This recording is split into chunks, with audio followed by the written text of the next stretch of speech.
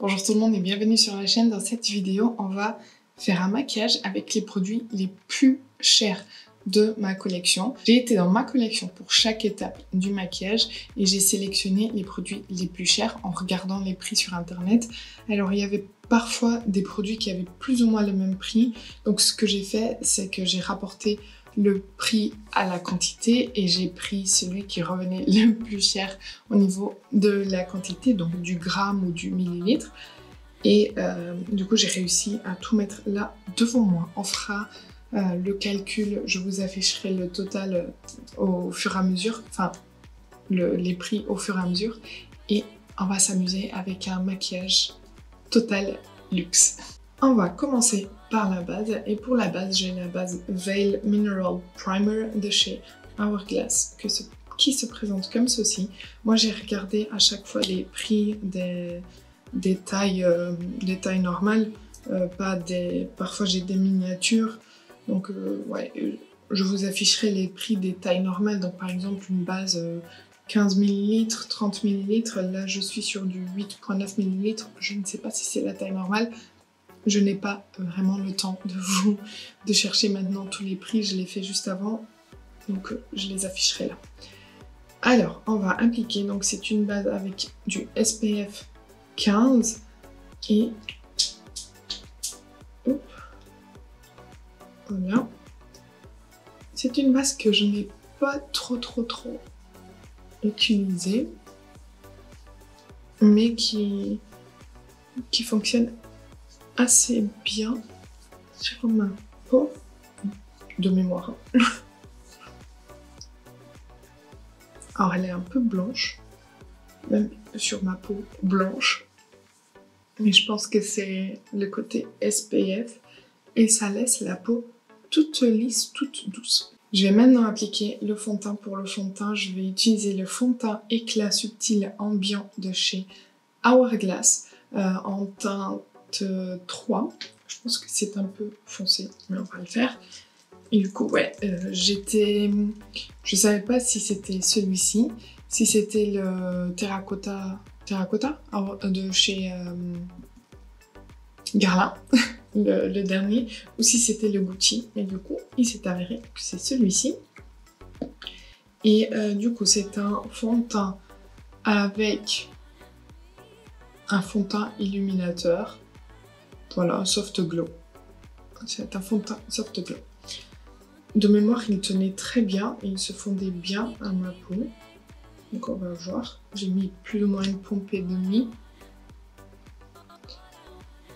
Et comment m'est venue l'idée de cette vidéo? En fait, je me disais, comme la dernière fois, je vous ai fait une vidéo avec des nouveautés petit prix et que ça s'était pas très bien passé pour les yeux, je me suis dit, attends, est-ce que le prix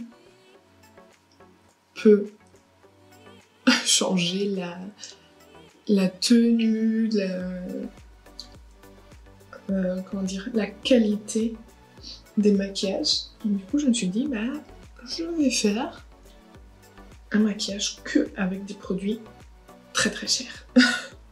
Et voilà comment m'est venue. Finalement, la teinte, ça va. Tout parfait. Comment m'est venue l'idée de cette vidéo?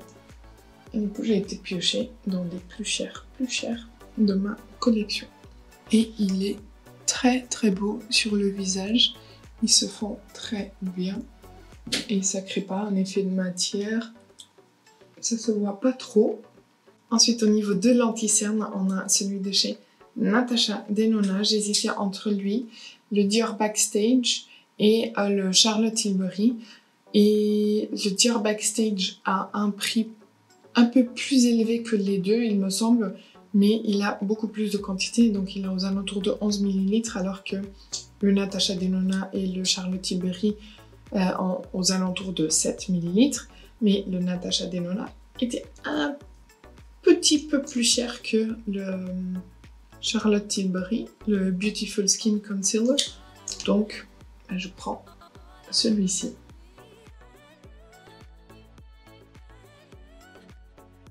Ensuite, il faut tout poudrer, bien sûr. Et pour la poudre, je vais utiliser celle de chez Clinique. C'est la poudre tamisée en teinte vin invisible. Et je sais pas, je m'attendais à ce que ce soit la Charlotte Tilbury, mais bon, c'est pas grave. On va utiliser celle-ci.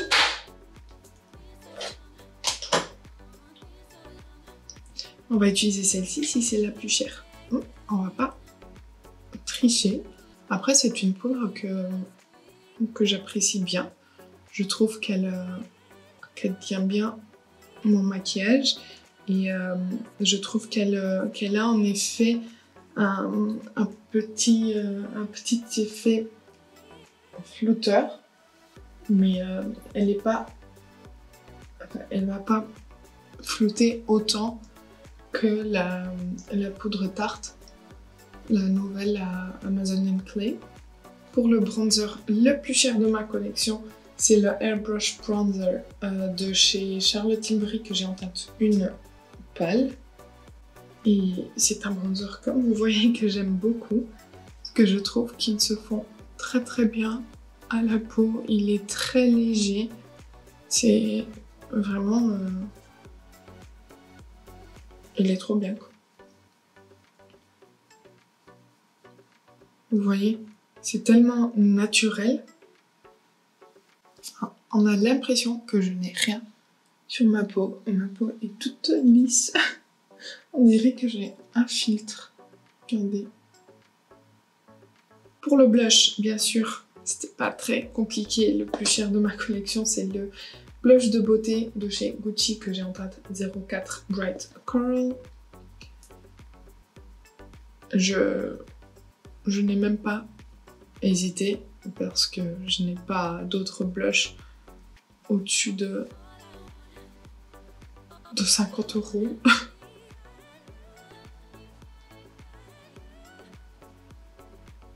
Trop beau. Il est très très fin.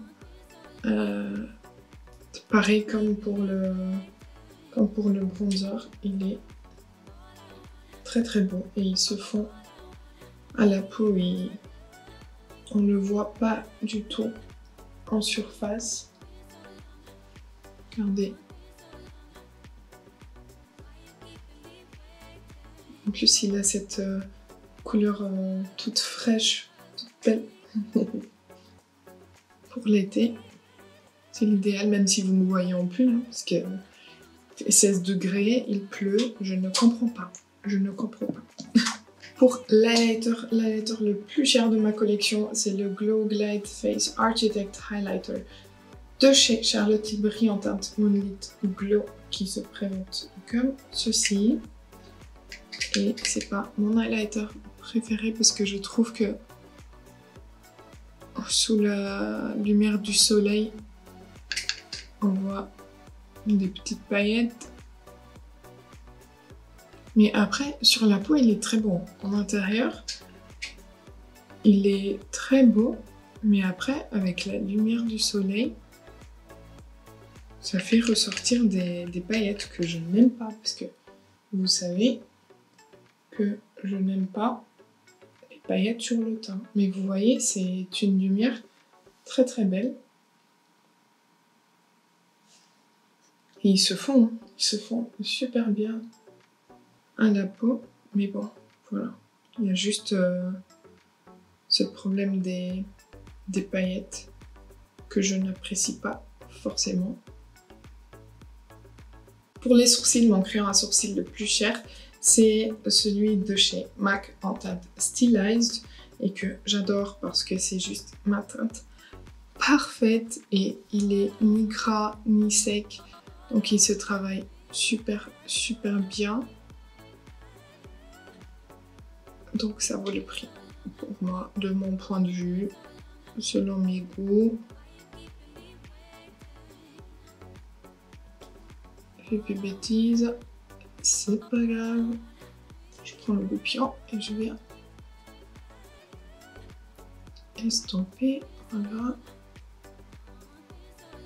J'avais brossé mes sourcils avant pour enlever tous les petits résidus de poudre qui pourraient être accrochés à mes petits poils.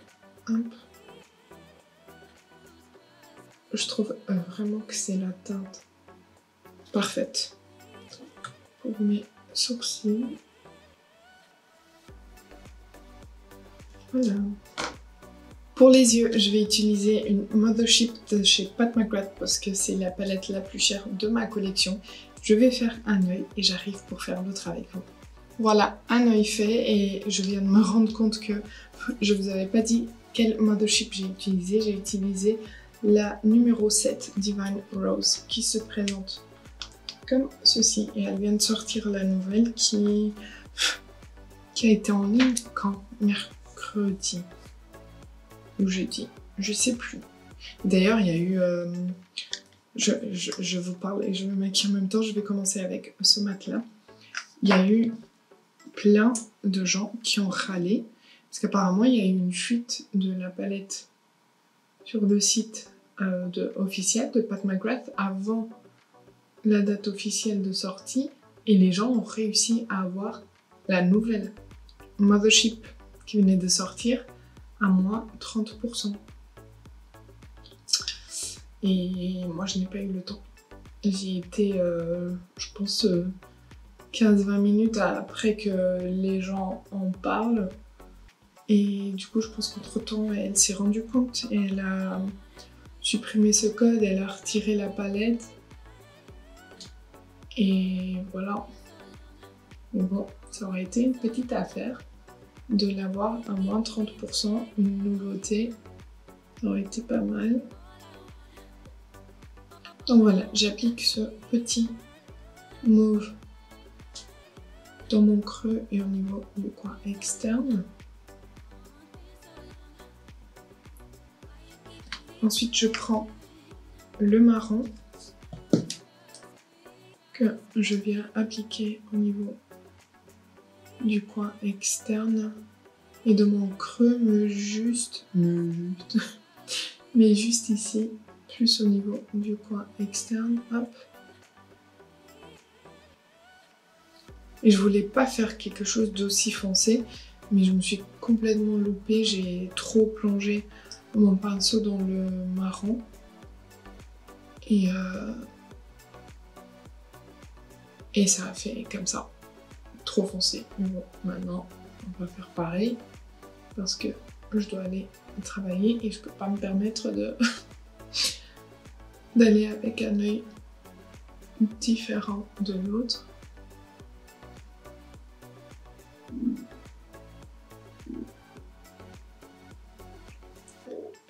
Je prends ce même marron pour l'appliquer un peu au niveau du ras de cils inférieur et je rejoins le haut du maquillage ici. Hop.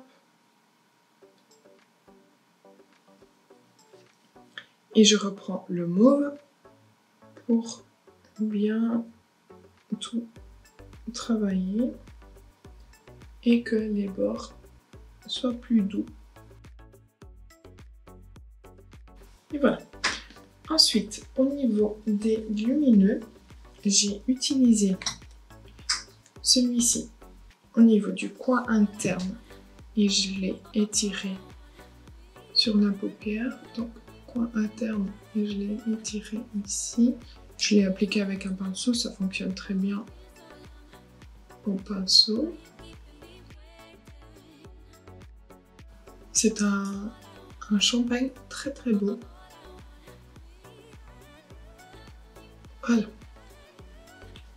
Et ensuite, j'ai pris ce mauve un peu lumineux pour le travailler ici avec le champagne et bien fumer les deux ensemble pour que ça fasse vraiment ce dégradé où on ne voit pas où chacune des teintes commence. Donc on dégrade bien les deux ensemble. Vous voyez, on voit pas où l'un commence, où l'autre s'arrête. Et maintenant, vous voyez une différence. Ici, c'est quand même un peu plus lumineux. Ce que j'ai fait, c'est que j'ai pris ce fard-là, et ce sont des paillettes pressées. J'en ai pris un peu avec mon doigt et je suis venue tapoter. Vous voyez? Et ça rajoute tout de suite de la lumière. Hop. Et puis avec le pinceau avec lequel j'ai appliqué les lumineux, j'ai repris le champagne et je suis venue tapoter par-dessus pour que ça se fonde bien tout ensemble. J'ai quelques chutes, mais je vous avoue qu'elles sont assez simples à enlever. Et je viens fixer le tout avec mon spray fixateur de chez Charlotte Tilbury, le Airbrush Flawless Setting Spray, qui va tout mettre en place, enfin tout laisser en place toute la journée.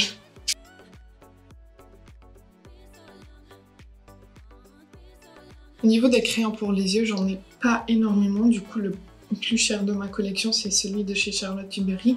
Je vais appliquer le marron au niveau de la muqueuse supérieure et le beige au niveau de la muqueuse inférieure. Et pour le mascara, je vais utiliser le Fetish Eyes Mascara de chez Pat McGrath. C'est Extreme Black. Et c'est un mascara que j'aime bien, donc ça ne me dérange pas.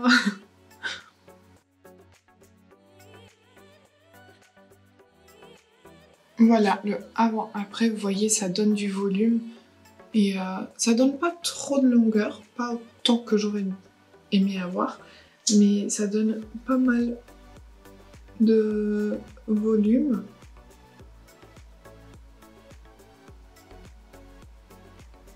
Mais j'aime bien quand les maquillages sont comme ça un peu plus chargés. J'aime bien que le mascara donne du volume pour qu'on voit quand même les cils ressortir. Pour les lèvres, mon crayon le plus cher, c'est le I Need a Nude Lip Crayon de chez Natasha Denona que j'ai en teinte NP2 Ilona. Et en fait, c'est exactement le même prix que le crayon Charlotte Tilbury.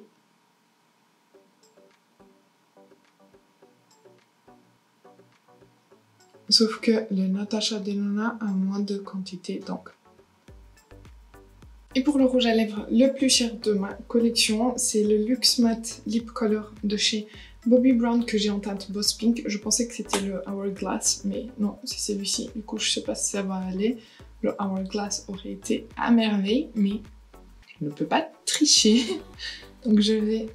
Par contre, j'adore cette texture, on dirait de la poudre. Ouais, ça va.